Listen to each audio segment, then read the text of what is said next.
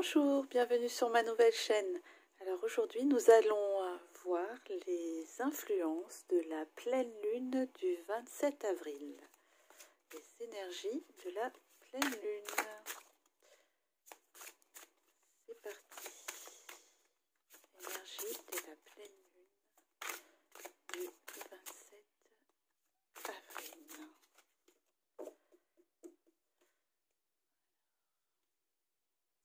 En ce qui concerne l'humeur, en ce qui concerne préoccupation, en ce qui concerne ce qu'il faut lâcher, en ce qui concerne ce sur quoi il faut aller, et en ce qui concerne la synthèse.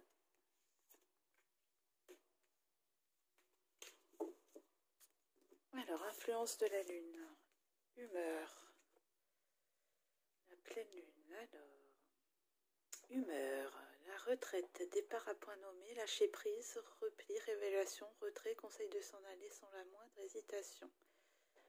Alors, l'humeur principale avec cette pleine lune, c'est la volonté de prendre du recul, de déconnecter, de lâcher prise, de réévaluer les choses.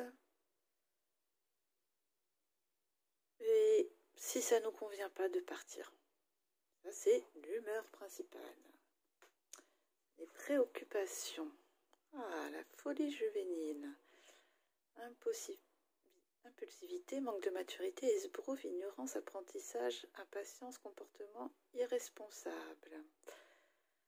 Alors, les préoccupations principales.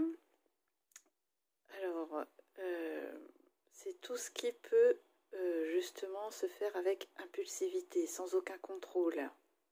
Ok. Qu'est-ce qu'il faut lâcher? Qu'est-ce qu'elle nous dit cette pleine lune? Le rassemblement, amoncellement, convergence, unification, assemblage, combinaison de force, supériorité de l'ensemble par rapport aux parties. Qu'est-ce qu'il faut lâcher? Peut-être les influences de groupe. Peut-être qu'il faut revenir un peu plus sur soi et écouter sa vérité intérieure et pas forcément ce que la majorité dit. Vers quoi il est conseillé d'aller? Ben oui, le joyeux, bonheur, ravissement, interaction, bonne volonté, franche communication, persuasion amicale, expression de soi. Il faut aller sur, évidemment, des pensées beaucoup plus positives, sur la joie, se défaire de toutes les peurs et les angoisses qu'il y a autour de nous et voir les choses positivement. Ne pas se sentir coupable parce qu'on a envie d'être joyeux, parce qu'on a envie de danser, parce qu'on a envie de rire. Alors, le résultat, la synthèse, l'éveilleur, choc, crise, bouleversement, inspiration de crainte respectueuse, importante modification du pouvoir, imprévisibilité, réveil en fanfare. Eh bien, on dirait que cette pleine lune va aider les endormis à s'éveiller, je dirais. Donc, il y a une sorte de choc, de bouleversement, peut-être par rapport au schéma du passé, justement, à nos façons de penser, de voir les choses. Il y a c'est sous influence de transformation réellement, cette pleine lune. Donc, le fait de prendre de la distance, de revenir sur soi, de s'éloigner un petit peu du groupe et de toutes les influences extérieures, je dirais. Le fait de ne pas avoir peur, de perdre le contrôle, on dira. De se lancer, de se jeter, de ne pas avoir peur aussi, peut-être d'idées qu'on pensées invraisemblables. Jusqu'à maintenant, ne pas avoir peur d'accueillir des informations, mais qui vient de notre être intérieur. Et d'aller vers la joie. Alors, voilà pour les influences principales avec cette pleine lune.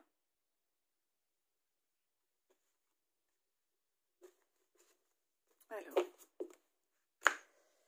maintenant, eh bien, nous allons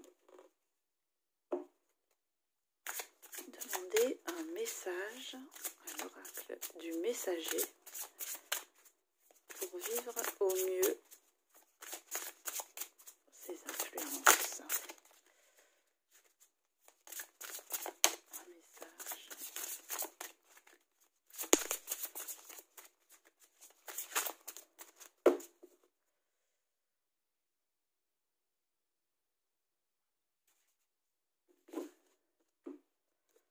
Alors, nous avons le 50.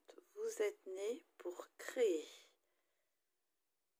Alors là, on voit tout ce qui est ombre, là, de laisser derrière soi tout ce qui est ombre et de créer, d'aller dans la lumière en créant, nous, des choses. Alors, je vais vous lire ce que vous dit le livret. C'est l'oracle du messager.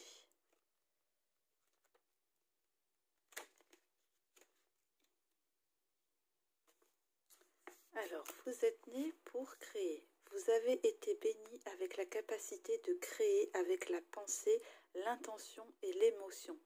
Soyez conscient de votre pouvoir et averti de ce que vos actions et vos réactions créent en vous et autour de vous. Chérissez ce don et employez-le d'une manière sage et productive. Créez la beauté et inspirez aux autres le désir de faire de même. Créez un futur qui satisfasse et réjouisse. Faites ce pourquoi vous êtes né. Un beau message pour cette pleine lune. Alors, nous allons prendre un autre message pour vous accompagner. Message.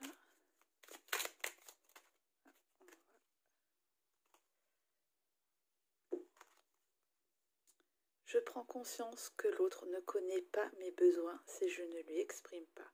Ma colère vient souvent du fait que j'ai l'impression que l'autre devrait deviner ou répondre à mes besoins parce que c'est évident ou parce qu'il m'aime.